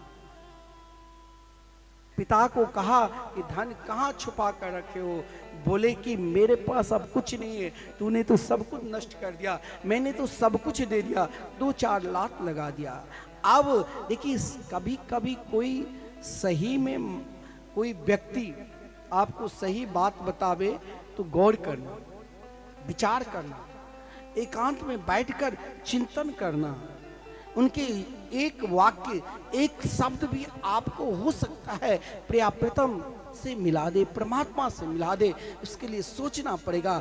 आज आत्मदेव जब बेटा की लात खाया तब थोड़ा सा ज्ञान हुआ कि अरे महाराज, मैं तो पहले ही जब संत ने कहा कि तेरी ललाट रेखा मैंने पढ़ लिया, एक जन्म कौन के 7 जन्म तक कोई संतान नहीं है, आज लगता है मैंने गलती की, अब तो मुझे भोगना पड़ेगा ही। लेकिन अब कहाँ जाऊं, किसके पास जाऊं? जीवन में फिर ध्यान देना, ये माता पिता के लिए हैं और ये संपूर्ण व्यक्ति के लिए हैं। फिर जब बेचैनी आने लग जाए, बेचैनी एक बार नहीं आते हैं, बेचैनी के लिए, हर चीज़ के लिए। जैसे आपको जगदम्बा जी के मंदिर में प्रवेश करना है तो यहाँ जीना की सीढ़ी के सहारे से आप एक एक पौधाम पे चढ़कर तब ऊपर जाओगे। उसी प्रकार बेचैनी एक बार नहीं आता है, वो भी बार बार बेचैनी आती है। जैसे आज वही बेचैनी हो सकता है फिर आपको दोबारा भगवान से मिला दे, जैसे आत्मदेव ने अब पश्चाताप। मैंने अपने जीवन में बहुत बड़ी गलती कर ली, संत की वाणी नहीं माना, लेकिन आप कभी कभी बच्चे भी अपमान करे तो मान लेना कि अब मुझे उनके तरफ नहीं ध्यान देकर भगवान की ओर ध्यान देना। लेकिन हम नहीं मानते हैं। हमारे पूज्य गुरुदेव कहा करते हैं कि एक व्यक्ति था, उनके कोई पुत्र नहीं हो रहा था, तो पुत्र बहुत दिन के बाद पुत्र हुआ, बड़े हुए, बड़े होने का पुत्र माँ बाप को लात मार रहे थे। हमारे गुरुदेव ने देखा कि भाई ये क्या कर रहे हो, उनके साथ और कई साधु संत रहते हैं, मना किया। तो जो लात मार रहा था ना जिसे, वो कहा महाराज आप तो ठहरे बाबा जी, मुझे आज इस लात में भी सुख मिल रहा है, आपको बेटा हुआ नहीं तो आप क्या रस लोगे, मुझे लात मारने में भी बहुत आनंद आ रहा है। बोले पछताओगे, अंत में बेचारा फांसी लगाकर मरे।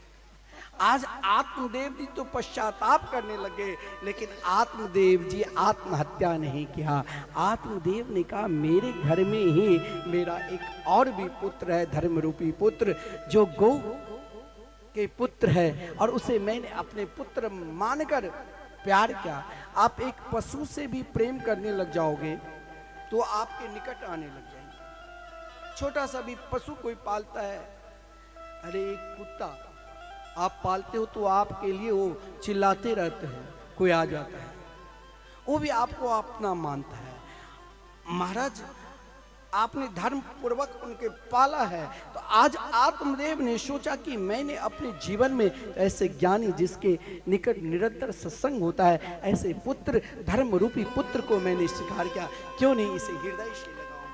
आज आत्मदेव जी रोते हुए बिलखते हुए अपने पुत्र की लात को सहन कर उन ज्ञानी के पास गए कि हो सकता है आज मुझे कृष्ण की दर्शन करा दे, और उनके चरण में जाकर रुदन करने लगे और कहा आज मैं एक क्षण के लिए आपको अपना पुत्र नहीं मानता हूं, आज मैं एक क्षण के लिए आपको अपना गुरु मानता हूं। मैं आपसे ये पूछना चाहता हूं कि क्या अब मेरा कल्याण नहीं होगा? अब मुझे लगता है कि मेरे जीवन में सुख है ही नहीं, सुख कहीं है कि नहीं, मैं ये जानना चाहता हूं।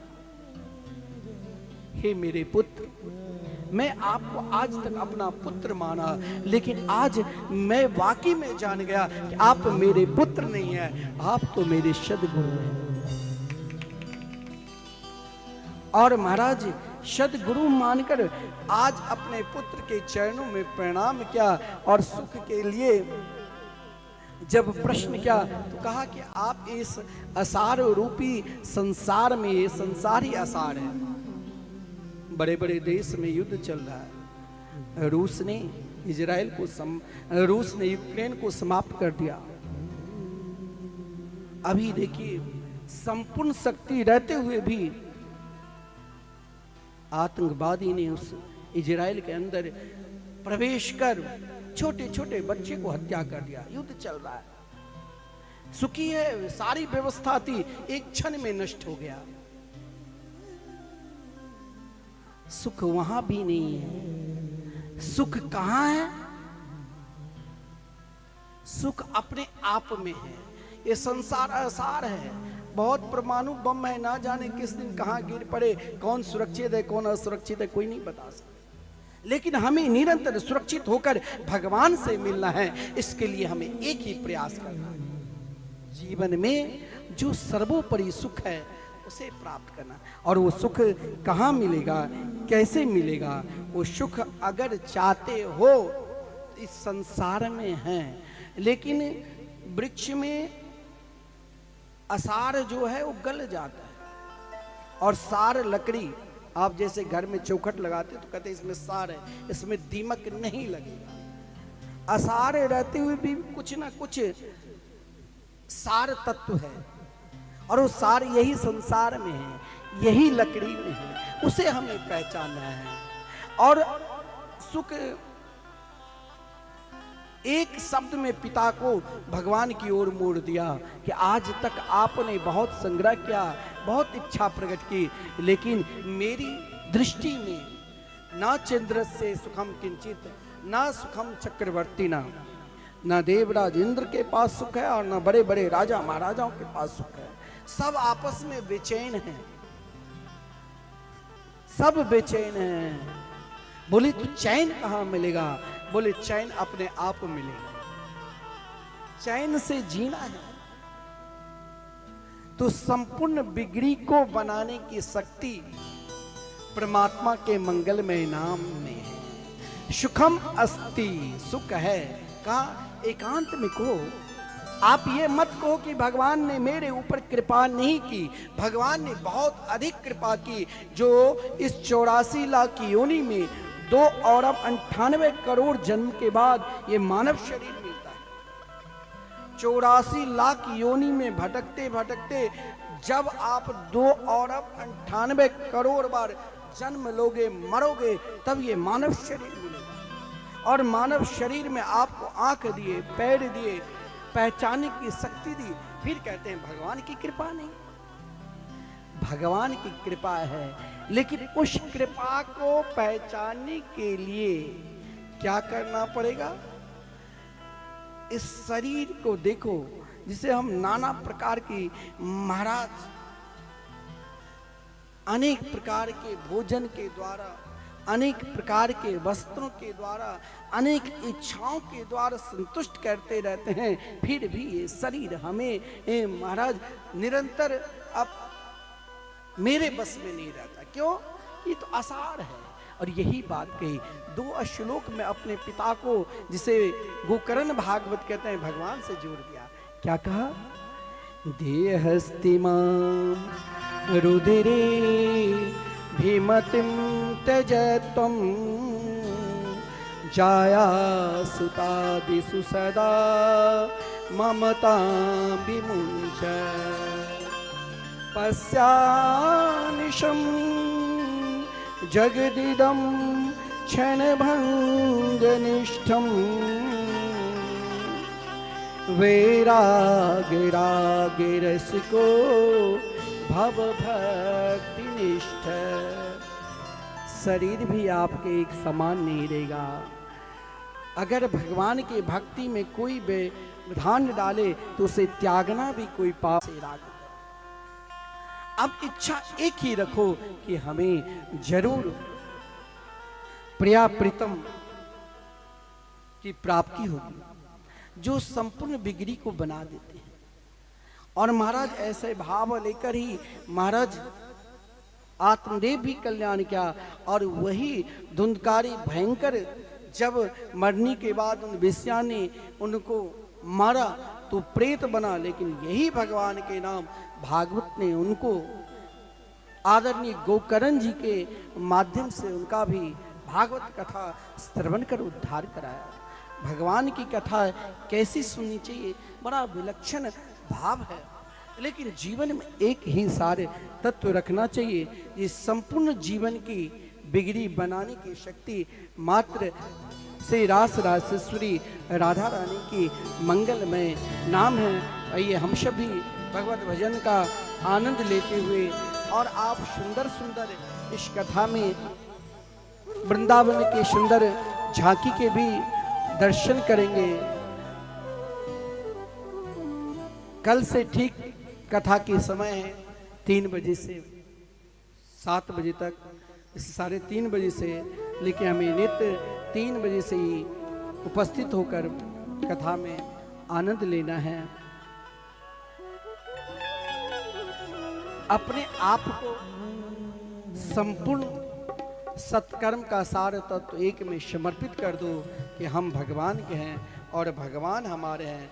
जैसे आत्मदेव जी ने अपने आप को, देखिए 2 श्लोक में भागवत के संपूर्ण श्लोक की जरूरत ही नहीं था, और उनमें अलग अलग उनका उदाहरण दिया। न किसी के दोष की ओर बढ़ो, न किसी के गुण के। बढ़ना है तो अपने आप में, और अपने आप में तब ही बढ़ोगे जब निरंतर परमात्मा के चिंतन करोगे, सत्कर्म के चिंतन करोगे। क्योंकि संपूर्ण बिगड़ी की बनाने की शक्ति रास रासेश्वरी राधा रानी के मंगल में तेरी बिगड़ी बना देगी अनाथ के नाथ आप हो, सुख दुख जीवन साथ आप हो, सुख दुख जीवन साथ आप हो। चरण में मेरे मन को लगाओ, हरि तेरी आरती, हरि तेरी आरती गाओ। श्याम सुंदर जी की आरती गाओ, हे गिरधर तेरी आरती गाओ। हो कर्पूर गौरम करुणावतारम संसारकारम भुजगेन्द्रहारम सदा वसंतम हृदयारविंदे भवम भवानी सहितं नमामि। त्वमेव माता कपिता त्वमेव त्वमेव बन्धु पिता त्वमेव त्वमेव विद्या प्रबलं त्वमेव त्वमेव शरणं मम देव। हरे कृष्णा कृष्णा कृष्णा हरे राम राम राम राम राधे कृष्णा राधे कृष्णा।